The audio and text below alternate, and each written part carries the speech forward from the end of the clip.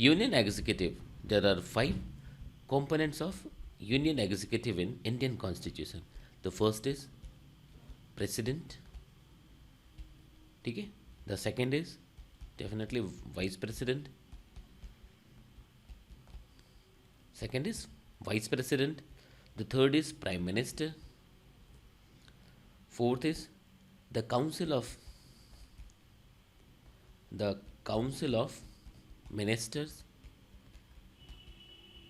Okay, and the last one is attorney general of India. ठीक है, ये ध्यान रखने की जरूरत है. There are five components. First one is president, vice president, prime minister, the council of ministers and then attorney general of India. Articles 52 to 78. Article 52 to 78 in part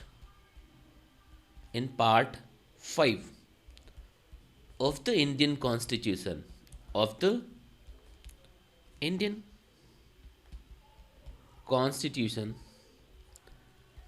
deal with the union executive. तो union executive में हम सबसे पहले president से शुरू करते हैं और स्पेशली इलेक्शन से, है ना. तो यहाँ से देखते हैं कि भी इंडिया में प्रेसिडेंट का इलेक्शन कैसे होता है. तो सबसे जो पहला पॉइंट होगा, जो समझने वाली बात होगी कि कौन कौन से लोग वोट करेंगे.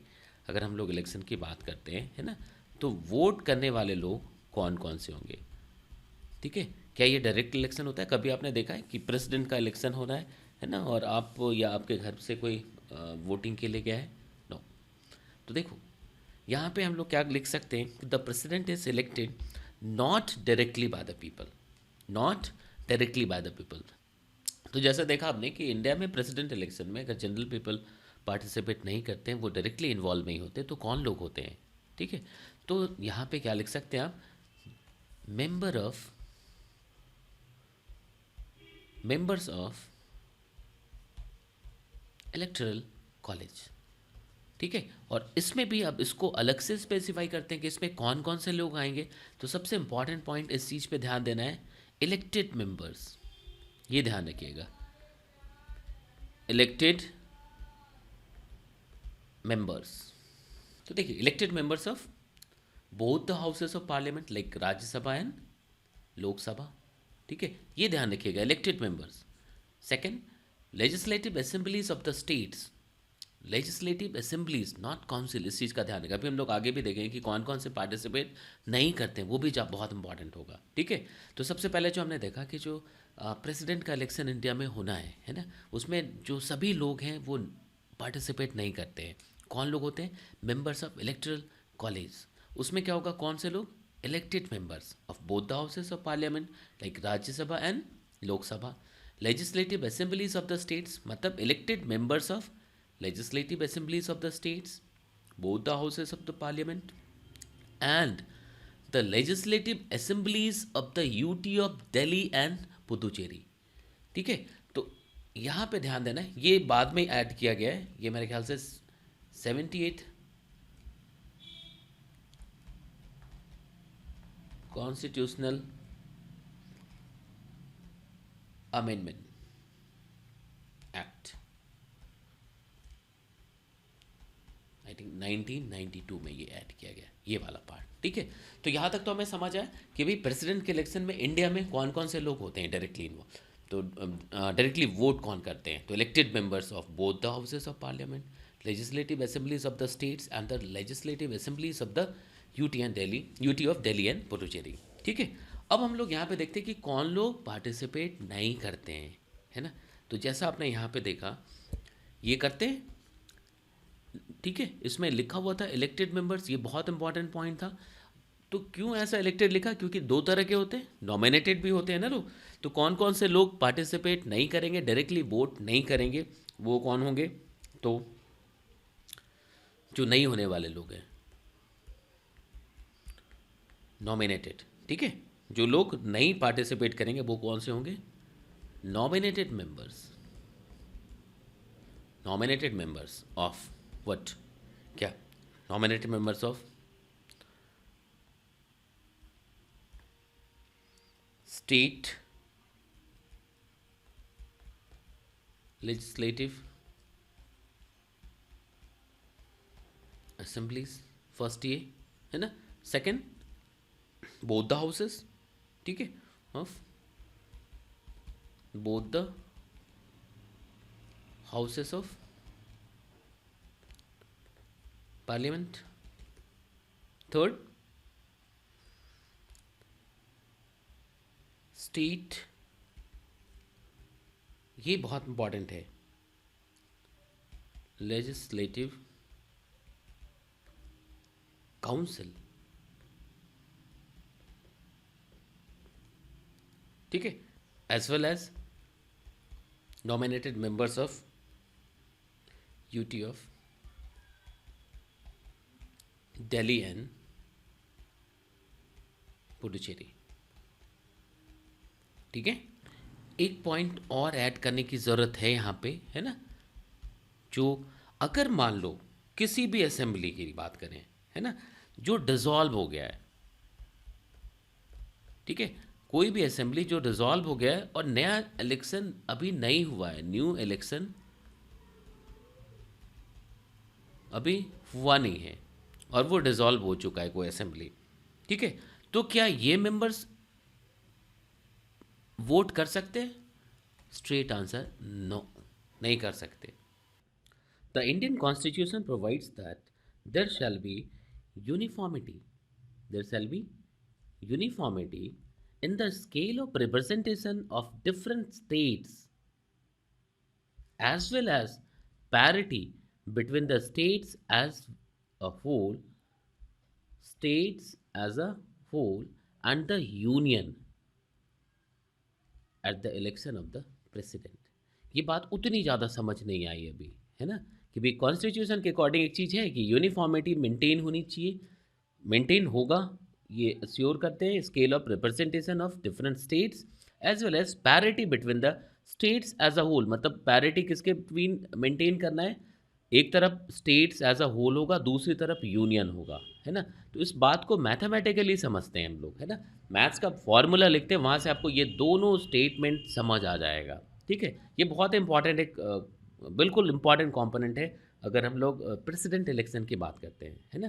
तो देखिए यहाँ से हम लोग शुरू करते हैं, फर्स्ट पॉइंट को कैसे ठीक किया जा सकता है। ठीक करने का मतलब है फर्स्ट पॉइंट कैसे अचीव किया जा सकता है ना। तो देखिए यहाँ पे क्या लिखा गया है, देखना, value of the vote, value of the vote of MLA, ठीक है, value of the vote of N MLA, ये देखो कैसे आएगा, इसके लिए जो फॉर्मूला डिसाइड किया हुआ है वो ऐसा है कि टोटल पॉपुलेशन, देखना इसको समझना, total population in that state, ये ऑब्वियस है, इन दैट स्टेट, जिस स्टेट के लिए हम लोग लिख रहे हैं, जिस स्टेट के एमपी के लिए सॉरी एमएलए के लिए हम लोग ये लिख रहे हैं फॉर्मूला, उसके लिए divided by total number, total number, किसका नंबर, टोटल नंबर किसका, इलेक्टेड एमएलए, ठीक है, टोटल इलेक्टेड एमएलए, ठीक है, multiplied by 1/1000, this is the formula. अब इसको मैं एक्सप्लेन करता हूँ, देखिएगा आप ये कैसे इस पॉइंट को अचीव कर पाएगा, है ना, और ये फॉर्मूला क्या है। सपोज कोई भी एक एग्जांपल लेते हैं हम अपने इंडिया के लिए, है ना, सपोज एक स्टेट हमने उठाया कि भाई अगर हम हिमाचल प्रदेश की बात करते हैं एक तरफ, और दूसरी तरफ हम लोग मध्य प्रदेश की बात करते हैं, ठीक है, तो दोनों जगह का पॉपुलेशन डेफिनेटली डिफरेंट है, ठीक है। अब एक सोच के लिए, एक समझ के लिए, एक एक्सप्लेनेशन के लिए मैं ये एज्यूम करता हूँ कि यहाँ की जो पॉपुलेशन है ना, इसको मैं पी से लिख रहा हूँ, जो हिमाचल की पॉपुलेशन है इट इज़ 2000, ठीक है, बट जो एमपी की पॉपुलेशन है इट इज़ 40,000। ये कोई फैक्ट नहीं है, मैं बस सिखाने की कोशिश कर रहा हूँ। यहाँ की जो पॉपुलेशन इट इज़ 40,000। अब हिमाचल में जो नंबर ऑफ़ एमएलएज हैं, ठीक है, हिमाचल प्रदेश में जो नंबर ऑफ़ एमएलएज हैं, सपोज़ ये 20 है, ये नंबर ऑफ़ एमएलएज देखिएगा, और जो एमपी में है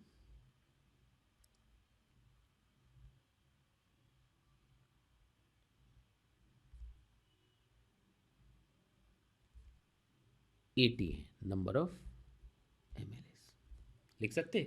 तो अब देखो आपको क्या दिख रहा है, यहाँ तक समझ आ रहा है। इन 2 पॉइंट्स जो कॉन्स्टिट्यूशन के अकॉर्डिंग है उसको यहाँ से पक्का किया गया है, यहाँ से एश्योर किया गया है कि ये चीज़ें होंगी, है ना। तो अब देखो क्या है, अब अगर ये चीज़ें हैं, 2 एग्जांपल मैंने दिया, हिमाचल प्रदेश का और एक एमपी का, तो यहाँ पे अगर मैं कहूँ कि भी एक एमएलए कितने लोगों को रिप्रेजेंट कर रहा है मैथ्स के हिसाब से, अगर यूनिटरी मेथड की बात करें, तो आप तुरंत कहोगे that will be 2000, like 2000 divided by 20, ठीक है, तो ये कितना आ जाएगा 100। तो यहाँ पे देखना 100 आया। यहाँ पे अगर मैं यही कहूँ कि एक एमएलए कितने लोगों को रिप्रेजेंट कर रहा है, आप कहोगे बिल्कुल भाई 40,000 के लिए 80 एमएलए हैं, तो 40,000 के लिए देर आर 80 एमएलएज, तो for one it will be like 40,000 divided by 80, लिख सकते 500, ठीक है। तो अब अगर मैं आपसे कहता हूँ, देखना समझना, मैंने सिंपल एग्जांपल दिया, ठीक है, कि भाई एक मध्य प्रदेश की बात की इंडिया में, एक हिमाचल प्रदेश की बात की, है ना, और एक एजम्पशन लिया। एजम्पशन ये जो वैल्यू है ये करेक्ट नहीं है, ठीक है, बट ये रिप्रेजेंट कर सकता है, मतलब ये जो पॉपुलेशन की जो नॉन यूनिफॉर्मिटी है, जो अलग अलग चीज़ें, नंबर ऑफ़ एमएलएज अलग अलग हैं, उसके हिसाब से ये हो सकता है ना। तो देखो 2020, तो एक के लिए हमने निकाला 100 आ गया। यहाँ पे एक एमएलए कितने के बराबर है, अगर आप देखोगे तो 1 एमएलए जो एमपी का था वो 500 लोगों को रिप्रेजेंट कर रहा है। यहाँ पे 1 एमएलए जो एचपी का है वो 100 को रिप्रेजेंट कर रहा है, ठीक है। तो अगर प्रेसिडेंट का इलेक्शन होता है, देखना समझना, अगर प्रेसिडेंट का इलेक्शन है और एक ये एमएलए भी वोट कर रहा है, एक ये एमएलए भी वोट कर रहा है, अगर इसके लिए भी अगर हमने वैल्यू 1 रख दी वोटिंग के लिए, वोट की वैल्यू, और इसके लिए भी वोट रख दी, तो ये तो क्लियरली इनजस्टिस है ना, ये यूनिफॉर्मिटी तो हो ही नहीं सकता ना, क्योंकि भाई जो 500 लोगों को रिप्रेजेंट कर रहा होता था मैथ्स के हिसाब से, उसके भी वोट की काउंटिंग 1 है, और जो यहाँ पे 20 लोगों को कर रहा है, रिप्रेजेंट कर रहा है, 100 लोगों को कर रहा है, उसकी भी काउंटिंग, नो, ऐसा नहीं हो सकता ना। तो यहाँ पे ये फॉर्मूला निकाल दिया गया कि ठीक है, ये एक एमएलए इसकी वैल्यू ही कर दी है 500, बट मुश्किलें क्या होती, बहुत लंबा हो जाता वो नंबर जो होता बहुत ज़्यादा।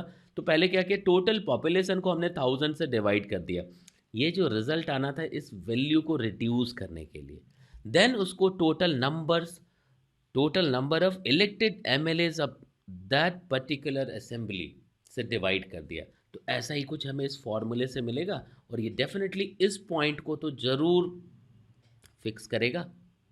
यहाँ तक समझ आ रहा, मतलब इस फॉर्मूले के थ्रू कॉन्स्टिट्यूशन में इस चीज़ को अचीव किया गया है।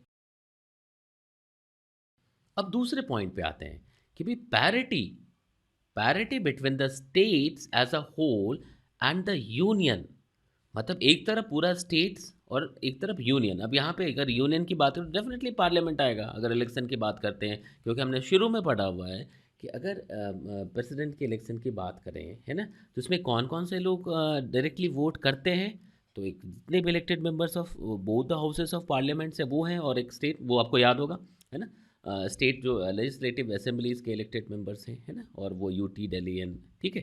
तो तो यहाँ तक समझ आए? तो पहला पॉइंट कैसे किस मैथमेटिकल फॉर्मूले से आ गया ये पक्का है।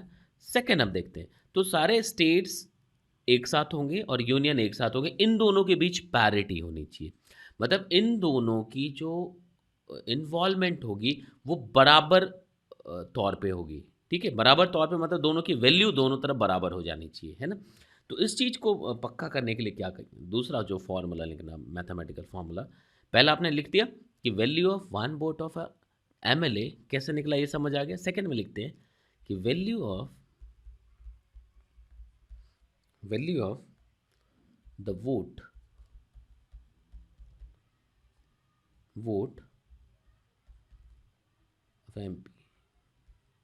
ऑफ MP ये कैसे निकालेंगे। तो देखिए इसमें क्या किया गया फॉर्मूले के तौर पे, देखना total value of votes of all MLAs of all MLAs of all states, देखिएगा of all MLAs of all states, ठीक है ना। मतलब जितने भी ये जो यहाँ पे लिखा हुआ है देखना, देखिएगा समझिएगा, कुछ है नहीं इसमें डिवाइडेड बाय, पहले मैं पूरा फॉर्मूला लिख दूँ आपको समझ आएगा। टोटल नंबर ऑफ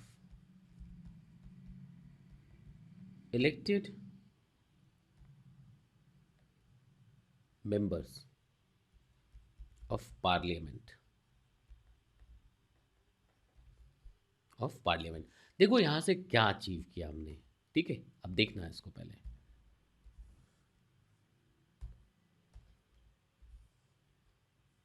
देखो ये एक फॉर्मूला लिखा, इस फॉर्मूले में क्या है ये समझिए।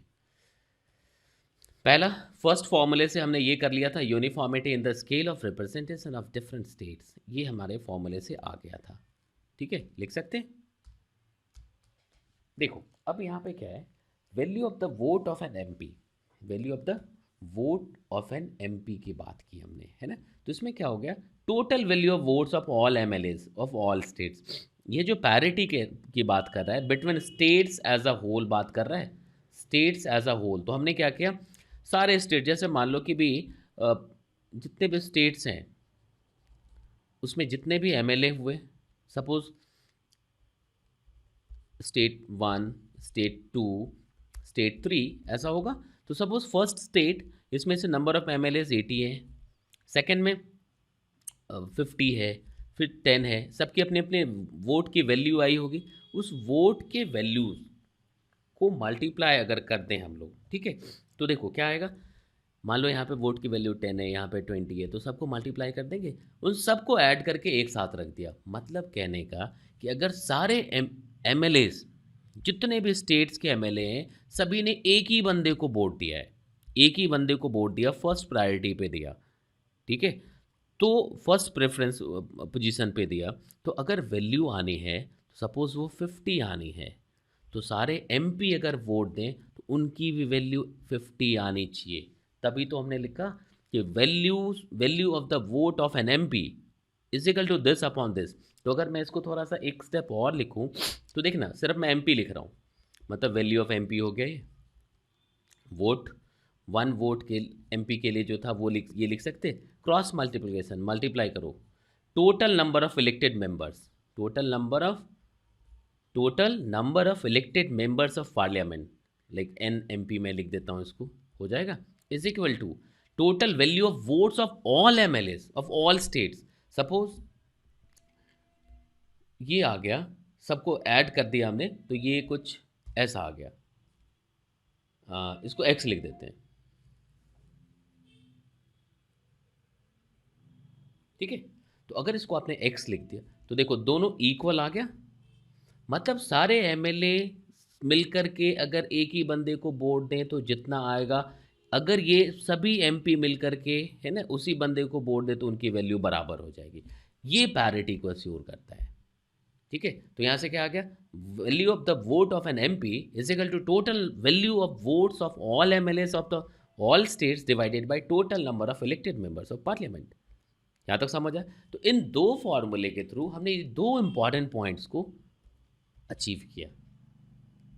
ठीक है, हमने कहने का मतलब कॉन्स्टिट्यूशन की बात कर रहे हैं हम लोग, है ना। तो ये दोनों फॉर्मूला समझ आ गया आपको। ये एक बार और देखिएगा, अगर फिर भी कुछ डाउट है तो आप जरूर लिखिए। यहाँ तक समझ आ रहा है? अब हम लोग इलेक्शन के प्रोसेस पे आते हैं। ठीक है, चलिए अब देखिए, यूनिफॉर्मिटी एंड पैरिटी की बात करके हमने वोट की वैल्यू पक्का कर ली, है ना, कि भाई एमपी के लिए क्या होगा, एमएलए के लिए क्या होगा, ये आपने पक्का लिख लिया। ठीक है, अब आते हैं फाइनली इलेक्शन पे कि किस सिस्टम पे होगा, है ना। नॉर्मल जो इलेक्शन का मतलब होता है, जो हम लोग देखते हैं, है ना, कि एमएलए का इलेक्शन है आपके यहाँ या एमपी का इलेक्शन है, कि भाई वोटिंग हुई, मान लो 10 लोग थे फील्ड में, तो जिसको सबसे ज़्यादा वोट मिल गया, अब सपोज़ 2000 वोट है, अगर किसी बंदे को 150 वोट मिले और वो अगर वो हाईएस्ट है, तो हिल बी द विनर, वो जीत जाएगा चुनाव।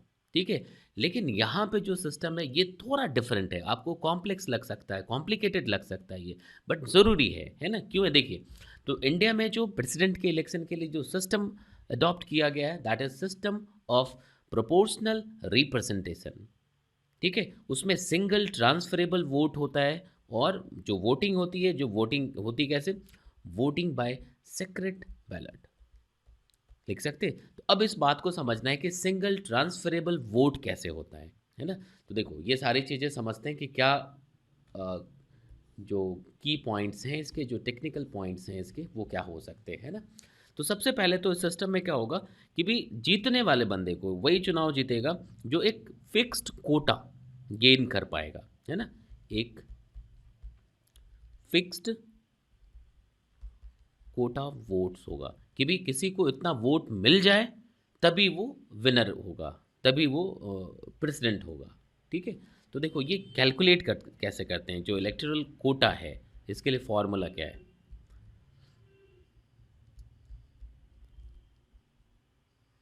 इलेक्टोरल कोटा, देखो इसमें एक से ज़्यादा लोगों के लिए भी अगर बात होती है तो होता है, लेकिन अगर यहाँ पे सिर्फ एक ही बंदा जो है वो प्रेसिडेंट बनना है, तो जो फॉर्मूला होगा वो क्या होगा, total number of valid votes, valid votes polled, मतलब जो वोटिंग में आ चुका है। ठीक है, ठीक है ना, डिवाइडेड बाय 1 प्लस नंबर लिखते हैं यहाँ पे कि कितने लोगों को इलेक्ट करना है, तो यहाँ पे एक प्रेसिडेंट एक ही होता है एक टाइम पे, तो +1 करना है। ठीक है, और फाइनली +1 लिख सकते हैं। तो यहाँ से क्या पता लगा कि अगर टोटल वोट जो हो गया, जो कास्ट हो, जो पोल्ड है ना, सपोज दैट इज 10,000।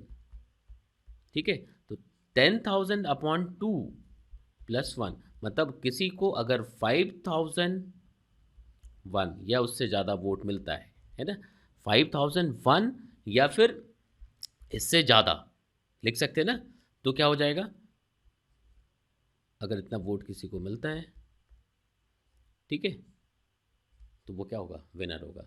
या तो 5,001 हो जाए या 5,001 से ज़्यादा कुछ भी मिल जाए, है ना। तो ये कैसे निकाला, total number of valid votes poll divided by 1 + 1 + 1। ये डायरेक्टली भी यहाँ पे 2 लिख सकते थे, 1 + 1 ये एक जनरल फॉर्मूला होता है कि अगर 5 लोगों को इलेक्ट करना होता तो +1 + 5 करना होता। ठीक है, तो यहाँ पे एक ही है, इसलिए उस पंगे में जाने की ज़रूरत ही नहीं, आप सीधा लिख सकते हैं 1 + 1। ठीक है, तो अब इस कोटा का वोट मिलना है, अगर ये वोट मिलता है तब वो इलेक्टेड होगा, अगर विनर होगा, अगर नहीं मिलता है तो नहीं होगा। अब आपके दिमाग में एक चीज़ आएगा कि भाई यहीं पे मान लो कि भाई टोटल जो वैलिड जो वोट्स हुए वो 10,000 हुए। ठीक है, हमने डिवाइड किया 2 से +1 कर दिया, तो ये कितना आ गया 5,001, because 10,000 divided by 2 it will be 5,000 + 1 5,001। अब मान लो जब काउंटिंग हुई तो भाई किसी को भी 5,001 नहीं आया, हाईएस्ट जो आया है वो किसी एक सॉरी, जो फील्ड में थे वो मान लो ए बी सी टी, 3 लोग थे, है ना, ये लोग थे मैदान में प्रेसिडेंट के इलेक्शन के लिए, है ना। अब इसमें ए को मिलता है, सपोज करो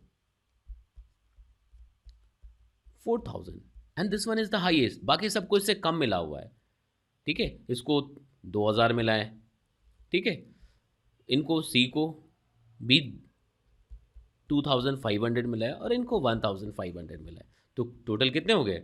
10,000, 4000 प्लस 2000 6000 प्लस 2500 8000 प्लस ये 10,000 हो गए। अब इस फॉर्मूले से तो कोई भी विनर नहीं होगा, ठीक है। तो यहाँ पे देखो इस चीज़ का मतलब समझ आएगा, single transferable vote. Single transferable vote इसका मतलब क्या होता है ये देखिए। तो यहाँ तक तो समझ आया। तो ये जैसे काउंटिंग की राउंड हुई यहीं पे, ऐसा नहीं कि इसके बाद चुनाव कैंसिल फिर नया हो, नो। प्रोसेस क्या है ये देखिए। तो जैसे ये वोटर हैं, वोटर यहाँ पे कौन है? बड़े लोग हैं, इलेक्टेड एमपीज हैं, है ना, एमएलए हैं।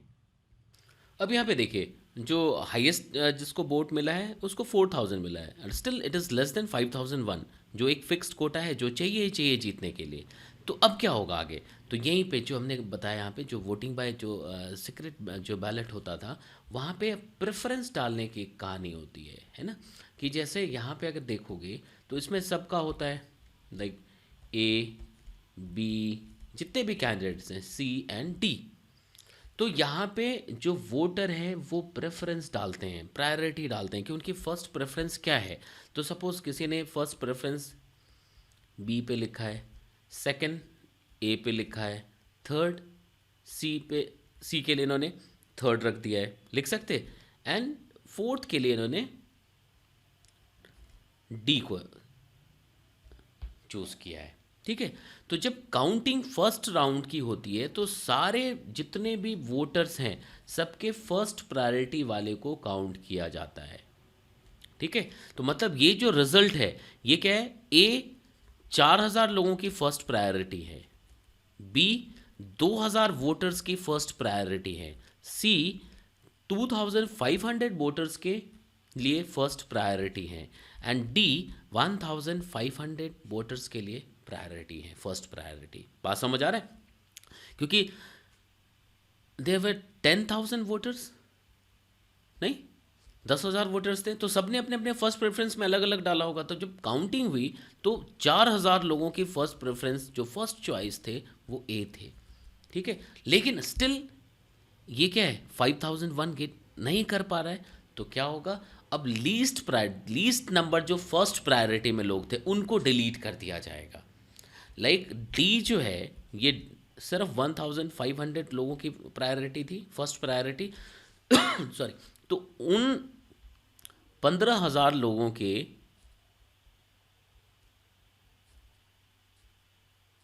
उन 1500 लोगों के उसको देखा जाएगा, ठीक है। अब उन सब में ये इस 1500 लोगों की बात कर रहे हैं हम लोग, है ना। तो उन सब में कुछ भी हो, बट जो फर्स्ट पोजीशन होगा उन्होंने फर्स्ट प्रायोरिटी डेफिनेटली डी को दिया होगा, ठीक है। तभी तो ये तो 1500 जो वोटर्स हैं उनकी फर्स्ट प्रायोरिटी डी है। अब इनकी सेकंड प्रायोरिटी कुछ तो होगी। तो सपोज इन्होंने सी को सेकंड प्रायोरिटी दी है, ए को थर्ड प्रायोरिटी दी थी और बी को फोर्थ प्रायोरिटी। फिर ऐसा एक वोटर है और, है ना, उन्होंने डेफिनेटली डी को 1, ए को 2, बी को 3 एंड सी को 4 दिया हुआ था। ये उनकी बात कर रहे हैं जो इन 1500 वोटर्स की बात कर रहे हैं जिसको लीस्ट मिला है, लीस्ट नंबर मिला है फर्स्ट प्रायोरिटी के हिसाब से, लिख सकते हैं ना। अब सेकंड राउंड में क्या किया जाता है, इनके फर्स्ट प्रायोरिटी को डिलीट कर दिया जाता है, क्योंकि भाई ये तो आखिरी नंबर पे पहुंचा, इसको डिलीट कर दिया, लिख सकते हैं। अब इसकी जो फर्स्ट प्रायोरिटी है, second priority, now it becomes first, now it becomes first. अब इसको फिर इस बोर्ड में ऐड कर दिया जाता है। तो अब जैसे देखो इसका ए सेकंड था, नाउ इट बिकम्स फर्स्ट। तो अब ये वोट 4000 से इंक्रीज हो गया, 4000 + 1 हो गया। इसका first third priority second priority क्या है, सी। तो इसका अब जब फर्स्ट डिलीट हुआ तो अब नाउ इट बिकम्स 1, तो सी वाले भर के। अब इस पूरे प्रोसेस में फिर से काउंटिंग होगी। अगर अब कोई भी इसमें से 5001 को क्रॉस कर जाता है देन वहीं पे काउंटिंग स्टॉप हो जाएगी and hill be the winner. लेकिन अगर नहीं होता है फिर से ये प्रोसेस आगे कंटिन्यू होगा, फिर से जो लीस्ट नंबर, अगेन जब काउंटिंग होगी इस राउंड के एंड में, आफ्टर दिस प्रोसेस फिर से क्या होगा, कोई एक आखिरी नंबर पे आएगा, फिर से उस आखिरी नंबर पे आने वाले की फर्स्ट प्रायोरिटी को डिलीट किया जाएगा। वो तब तक प्रोसेस चलता रहेगा जब तक हमें ये ना मिल जाए। तो इस प्रोसेस में हम लोग एक फिक्स्ड कोटा तक पहुंचते हैं, ठीक है। और ये मैकेनिज़्म है, ये एक्चुअल मैकेनिज़्म है कि भाई किस तरह से वोटिंग होती है, ठीक है। तो मेरे ख्याल से समझ आया होगा। अगर फिर भी अगर डाउट से आप ज़रूर लिखिए, है ना, मैं बिल्कुल तैयार हूँ, मैं आपको सिखाऊंगा, समझा सकता हूँ, ठीक है ना। तो देखिए ये जैसे हमने इस सीरीज़ में, तो ये किसके लिए, अगर आप सिविल सर्विसेज के लिए तैयारी कर रहे हैं तब भी बहुत ज़रूरी है ना। आप कुछ तैयारी नहीं, किसी एग्ज़ाम के लिए आप प्रिपरेशन नहीं कर रहे हो, फिर भी अगर इंडियन एक हो तो आपको पता होना चाहिए कि भाई इंडियन कॉन्स्टिट्यूशन क्या है, पॉलिटी क्या है ना, प्रेसिडेंट इलेक्शन क्या होता है, कैसे लिखते हैं, है ना। तो देखिए इंटरेस्टिंग है, समझ आना चाहिए। हमारे चैनल पे फिज़िक्स बहुत है, केमिस्ट्री है, मैथ्स है, हर चीज़ है। बट ये नई चीज़ शुरू हुई है और आई होप ये भी बहुत, जैसा फिज़िक्स और बाकी चीज़ जो चीज़ें हैं वो आपके लिए बहुत बेनिफिशियल रही हैं, तो ये भी रहेगा, ठीक है। तो अगर समझ आए सब्सक्राइब ज़रूर करिएगा, लाइक भी करिएगा और दोस्तों को भी बताइए, है ना, ठीक है। चलिए।